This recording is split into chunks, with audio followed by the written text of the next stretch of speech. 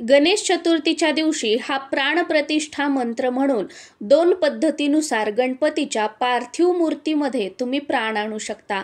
पहिल्या पद्धतीनुसार 21 दुर्वांची एक जुडी घ्यायची आहे, शुद्ध गाईचं तूप घ्यायचं आहे, उजव्या हातामध्ये दुर्वांची जुडी घ्यायची, त्याचं समोरचं टोक शुद्ध तुपामध्ये बुडवायचं, थोडंसं बुडवायचं।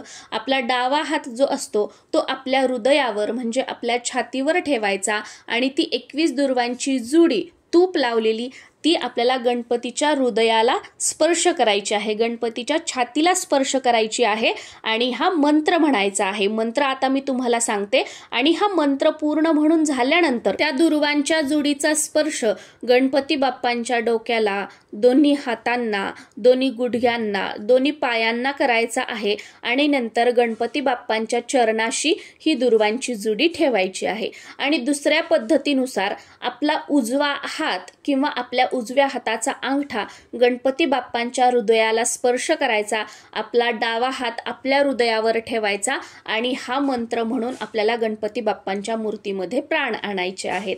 तर मंत्र अशा प्रकारे आहे, ओम मानो ज्योतिर्जुषतामाज्यस्य बृहस्पतिर्यज्ञमिमं तनोत्वरिष्ठं यज्ञगुं समीमं ददहातु विश्वे देवास इह मदयन्ता मों प्रतिष्ठ अस्से प्राणाः प्रतिष्ठन्तु अस्से प्राणाः क्षरन्तु च अस्से देवत्व मर्चाय मामहेति च कश्चन। ओम श्री महागणाधिपतये नमः। सुप्रतिष्ठितो भव, प्रसन्नो भव, वरदा भव। अशा प्रकारे तुम्हाला हा मंत्र म्हणता येत असेल तर स्क्रीनवर तुम्हाला मंत्र सुद्धा बघायला मिळालेला आहे, तर त्या मंत्राचा तुम्ही स्क्रीनशॉट काढून घेऊ शकता आणि हा मंत्र तुम्ही स्वतः म्हणू शकता प्राणप्रतिष्ठा करताना।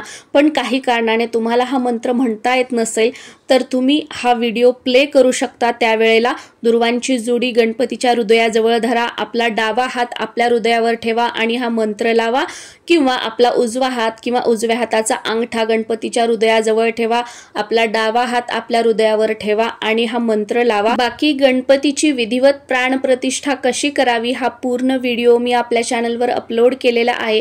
त्यामध्ये अगदी वस्त्रमाळ रंगवण्यापासून ते पूर्ण सगळी माहिती तुमच्या सोबत साहित्यासह शेअर केलेली आहे आणि ते सर्व साहित्य दाखवलेलं आहे जे तुम्ही जवळ घेऊन बसा, जेणेकरून गणपतीची प्राणप्रतिष्ठा करताना तुम्हाला मध्ये उठावं लागणार नाही। अगदी छोट्यातली छोटी गोष्ट तुम्हाला दाखवलेली आहे। त्या व्हिडिओची लिंक खाली डिस्क्रिप्शन बॉक्समध्ये मी तुम्हाला देत आहे, नक्कीच तो व्हिडिओ तुम्ही बघू शकता। त्याचबरोबर गणपती बसवण्याचा शुभ मुहूर्त, हरितालिकेची पूजा कशी करायची आणि अजून अशी बरीच माहिती असणारे व्हिडिओज मी आपल्या चॅनलवर शेअर केलेले आहेत, त्यामुळे नक्कीच तुम्ही प्रांजली जोशी या चॅनलला एक वेळा भेट देऊ शकता। तुम्हा सर्वांना गणेश चतुर्थीच्या खूप साऱ्या शुभेच्छा। नमस्कार।